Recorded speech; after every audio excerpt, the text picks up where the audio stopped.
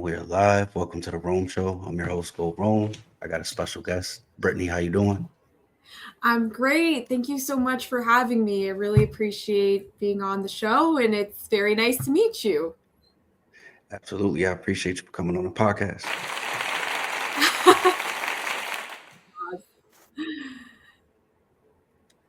So you're a journalist, work at News 8, co-anchor for Morning Connecticut. How long have you been doing Sorry, you're just breaking up a little bit, but I think you asked how long I've been doing news for? Yeah, being a journalist, working at News 8. Sure.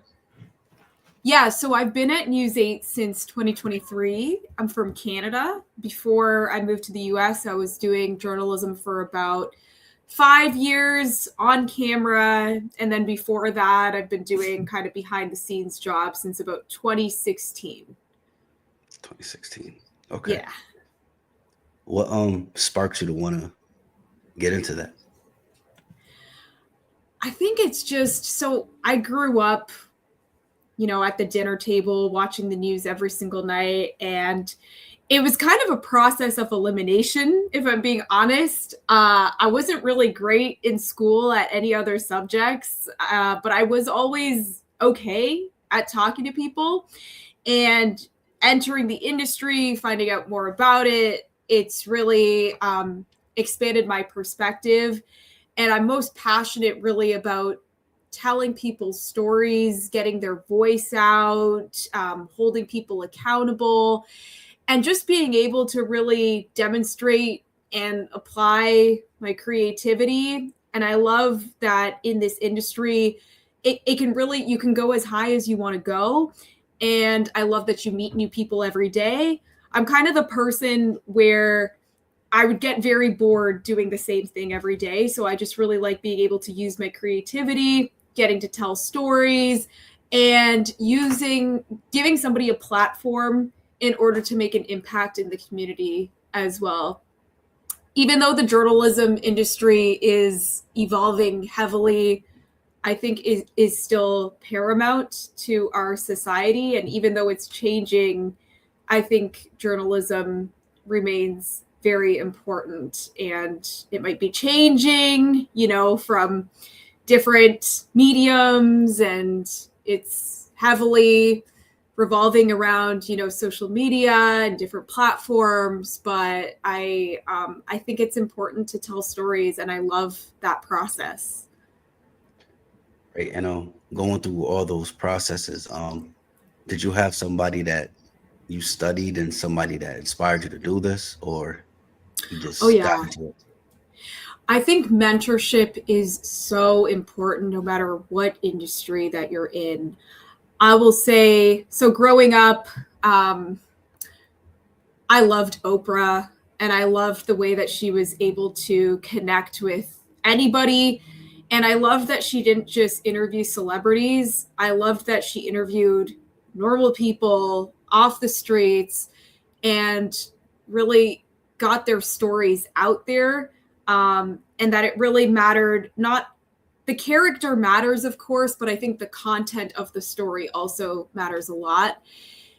In terms of mentorship, I did when I was, so it's a funny story.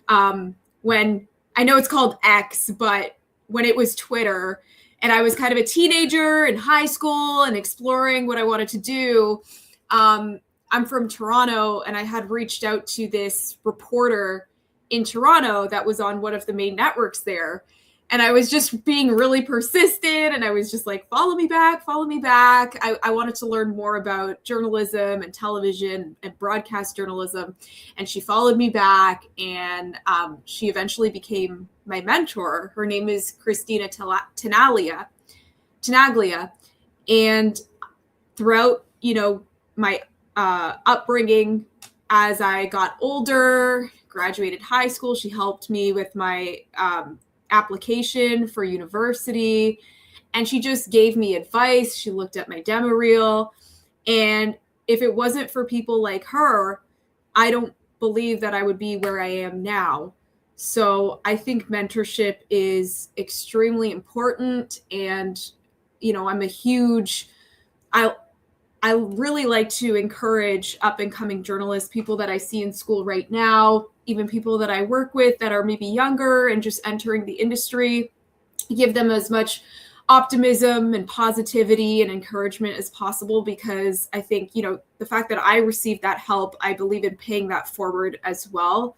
And like I said, I think mentorship is just so important no matter what industry that you're in, just to learn more information and get a sense of what you're getting into. Yeah, the mentorship is very important. It is. Yeah.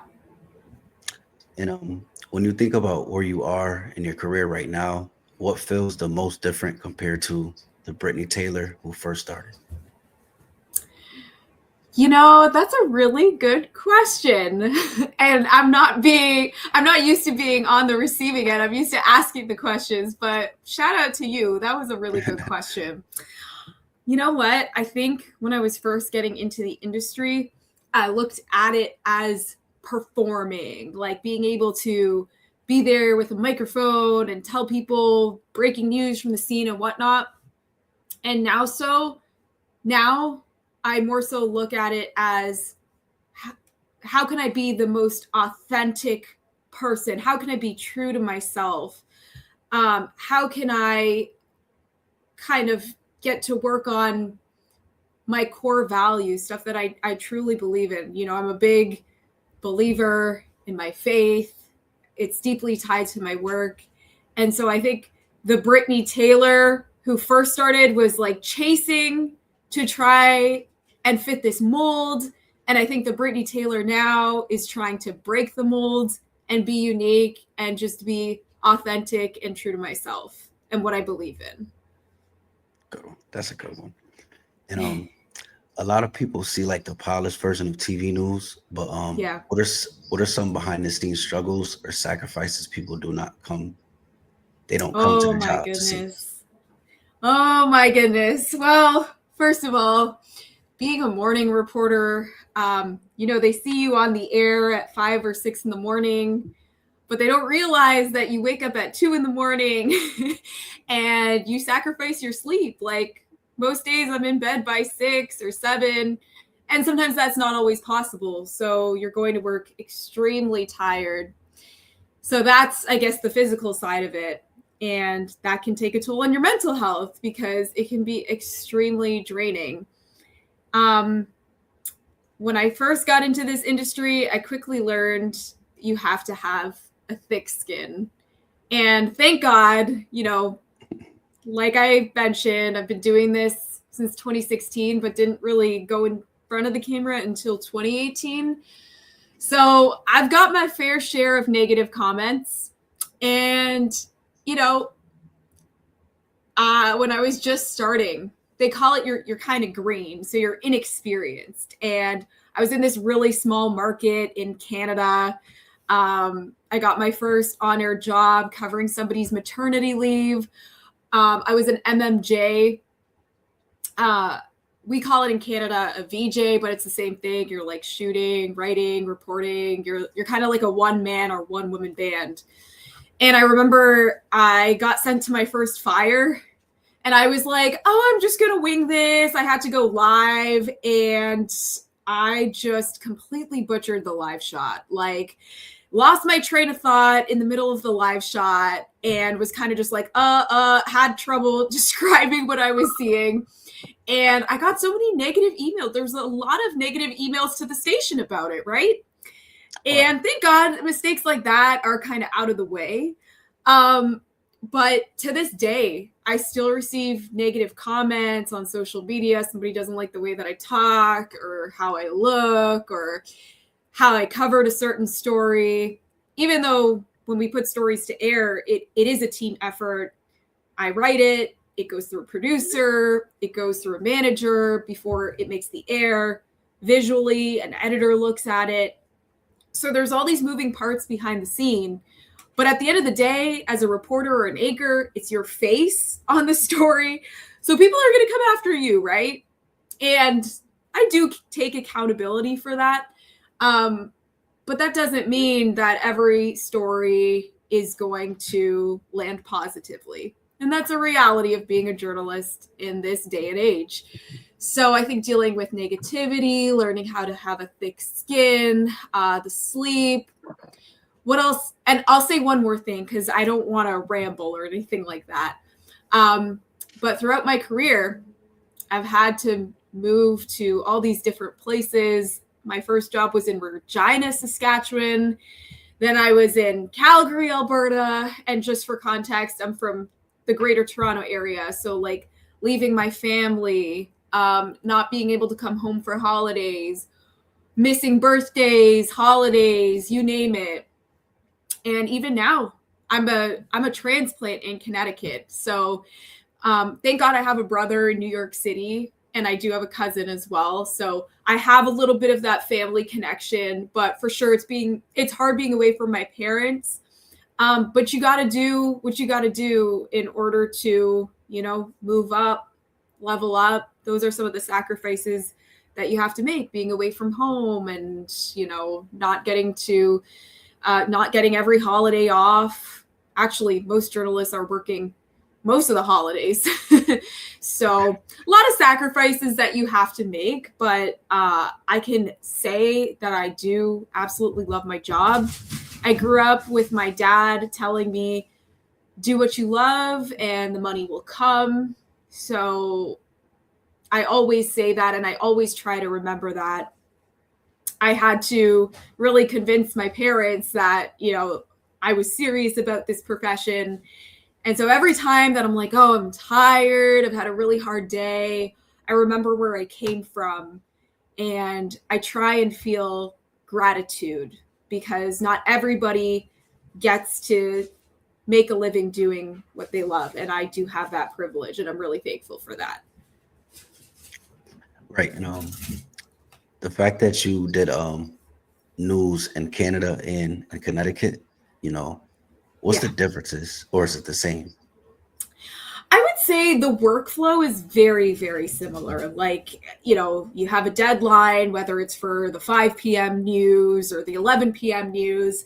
I would say certain stories are more prominent than others. I feel like in Toronto, I was covering a lot of crime. Here, there's, of course, crime.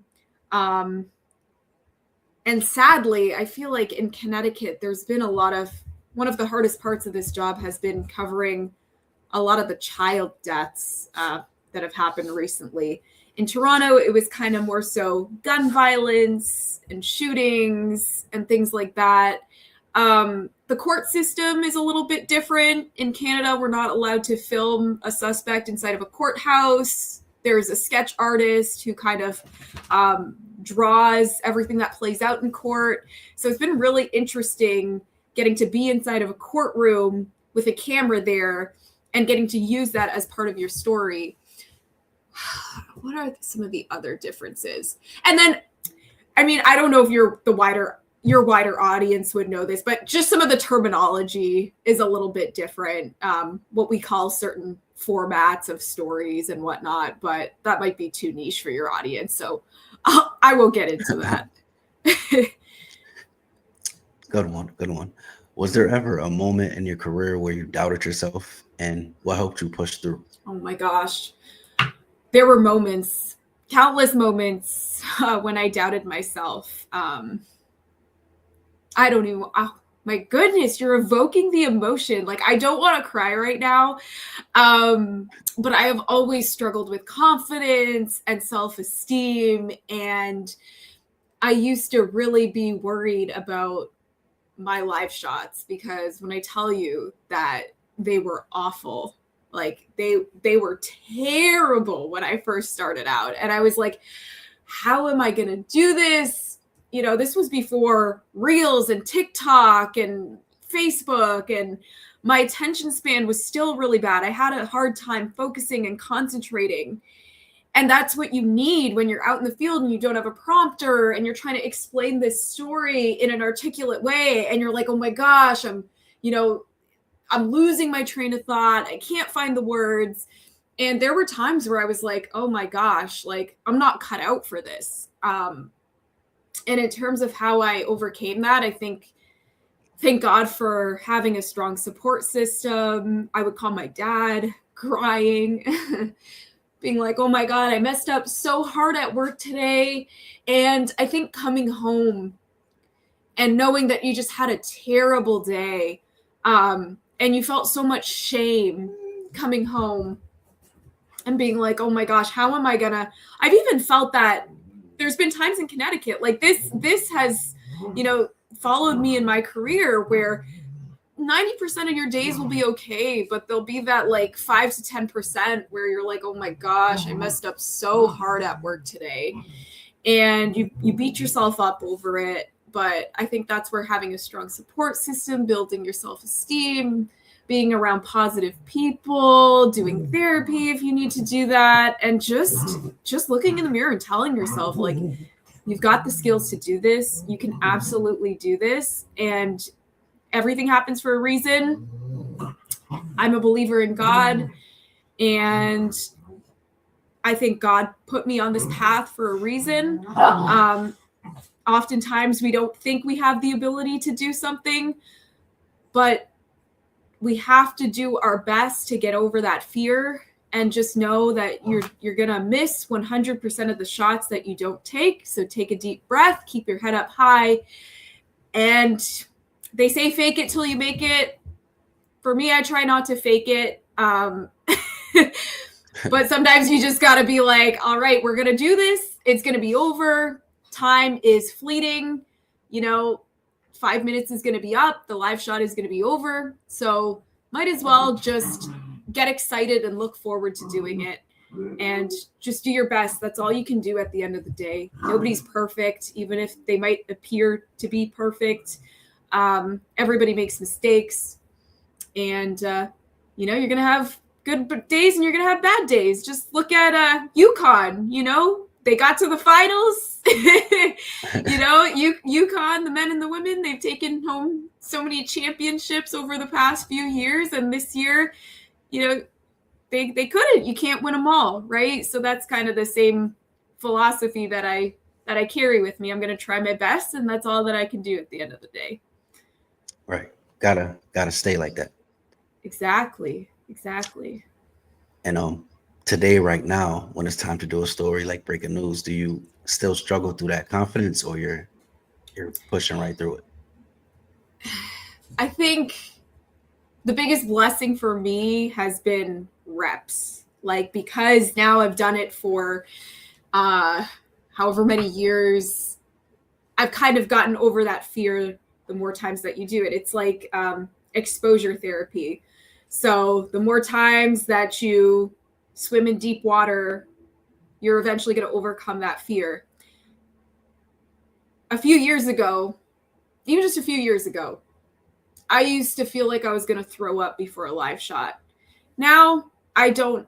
That feeling is gone. Certain stories I am more confident than others. For example, politics isn't my strong suit. I love breaking news. I love being able to talk about what I'm seeing on the scene, the feeling that I get, the sentiment from the people that I've been speaking to. So some stories I feel more confident than others. But am I as scared as I once was? No, I don't feel scared anymore. I don't feel fear. I feel good. Yeah. Good. Yeah. Sometimes it takes time to get that you got a feeling. Exactly. And earlier you mentioned waking up at 2 a.m. That's like really early. Yeah. You got to stay prepared. You got to be on time for viewers every day. You have to meet deadlines, routines. What habits do you do that mentally keep you strong and focused? For me, it's all about organization. So, naturally, I'm not a type A personality, but I feel like for this certain shift, I have to be. And I think routine and organization is so important. So just like, for example, I meal prep so that I don't have to get up in the morning and pack my lunch. I just have it in the fridge. It's ready to go. I have my coffee ready to go. I don't procrastinate anymore. For example, if I'm low on gas, I tell myself that I'm going to think of my future self. So I'm going to go fill up for gas the day before. And it's the same thing when it comes to work as well. Going into an interview as prepared as possible, not having, like, the old me would have kind of like specific exact questions. The, I guess, more modern me, today's me, is kind of just like, okay, I have my talking points. I kind of know the points that I want to hit. And always kind of thinking ahead. That has helped me a lot throughout my work day. But yeah, just being as prepared as possible, and also prioritizing your health, both physical and mental.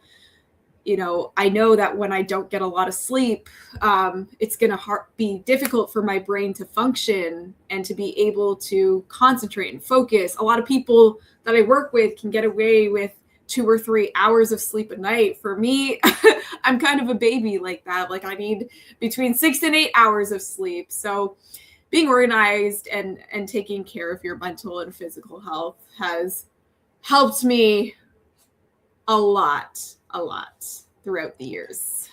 Yeah. That's really important. I got a couple more for you. Sure. In today's world, you know, people compare themselves to others a lot.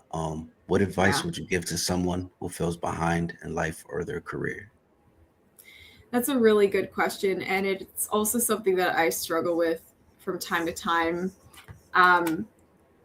You probably heard the saying before, but comparison is the thief of joy. So just, you know, keep that quote in your head. I try to remember that when I go on social media and I'm flooded with all of the success of other people. I think at the same time, it is really important to be happy for other people, because when you're happy for other people, it shows that you have that confidence in yourself. And if you can celebrate other people, then you can celebrate yourself. But I think life isn't a race, and you have to remember what's most important. Are you chasing something, or are you trying to make an impact in society, in the world? Focus on what is most important to you and applaud others for hitting their goals.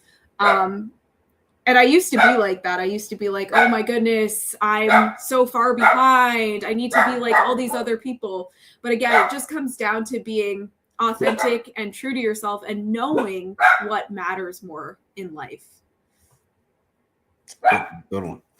And you interview so many different people, you know, you do so many stories. Has there ever been a story that, you know, changed the way you look at life? Yeah, like I was telling you earlier, these child deaths have really gotten to me. And having to cover the story of Jacqueline Mimi Torres Garcia, who was that little girl that was found in New Britain in a container, and just knowing how she died and how she was treated. Like, that girl was 12 years old, and look at all of the hardships and the pain. That's an understatement. Look at all that she had to go through. Also, the House of Horrors, the guy who was essentially locked in his own home for most of his life, who's 30 and was trapped in there by his stepmother in Waterbury.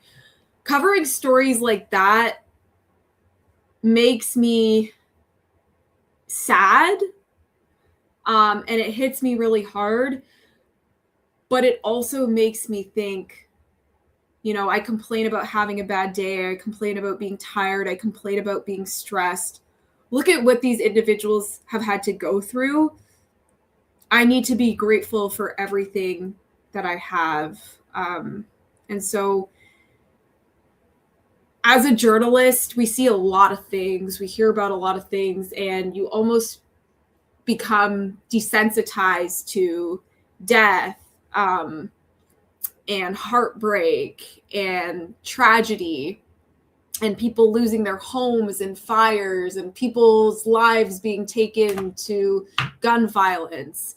But those stories in particular, hearing about what those individuals had to go through, that certainly changed my outlook on life. And now I want to honor their stories. And I also want to make sure that I live every day to the fullest and have no regrets and live every day like it's my last day on earth. And I try to think about that. Obviously, we get so caught up in life, it flies by. We have all of these different distractions. But I try to stay focused. And, you know, life goes by so quickly. It's going to be over before we know it.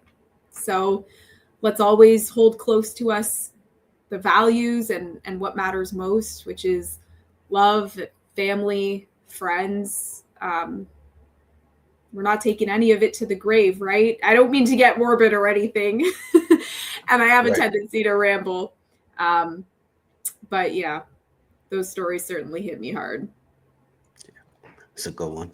And success can look great from the outside, but sometimes people, struggle with it. How do you protect your peace while balancing work, life, and the pressure? Because the pressure could get like too much. Yeah, the pressure can get to be a lot. I think just unplugging has helped me most. Disconnecting from social media, setting boundaries setting boundaries from social media. So for example, on my phone, I have a time limit on how much I can go on social media per day. I tell myself I'm going to go on with a purpose, with an intention, which is just to, post when I need to post. And I only post about my work. I protect my peace by not sharing too much about my private life, because I know that people are watching, and that's something that I keep for myself. So I try and protect a lot of my private life. I try and set boundaries with work and personal life. And that's how I would say I protect my peace and live life to the fullest. Good one. Go on. It's a very good episode. I got two more for you. Sure. Yeah. Oh, okay. So you're basically like a leader and like, to women, like a public figure. What do you think is the biggest lesson people need to learn about like confidence, especially women trying to break into the media and journalism world?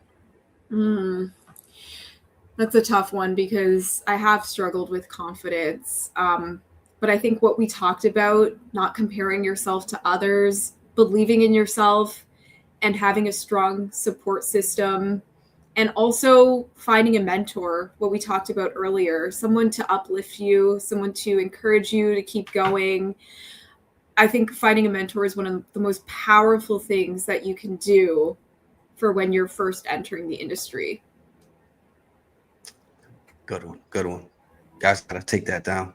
And last one, looking ahead, what is next for Brittany Taylor, and what is one thing that you still dream about professionally? These are good questions. What is next for me?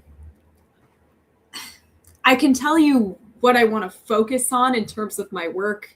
I can't tell you logistically what that's going to look like in terms of, being at WTNH or being somewhere else or, getting out of the industry altogether. I don't know what it's going to look like, but I know that I want to continue to tell human-centered stories and focus on vulnerable populations and being a voice and providing a platform for the voiceless, and just really capturing the emotion and the stories that regular people have to share and that can make an impact in society.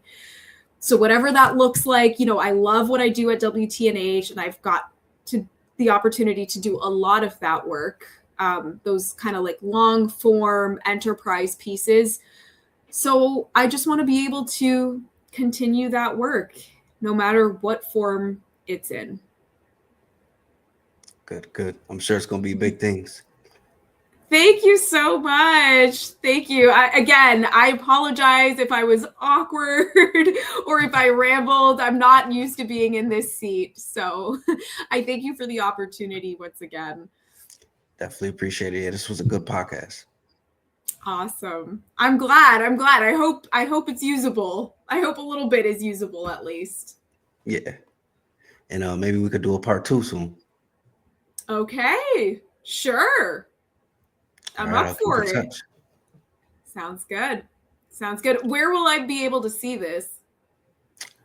YouTube, Spotify, all the podcast platforms. And I'll be promoting it a lot too.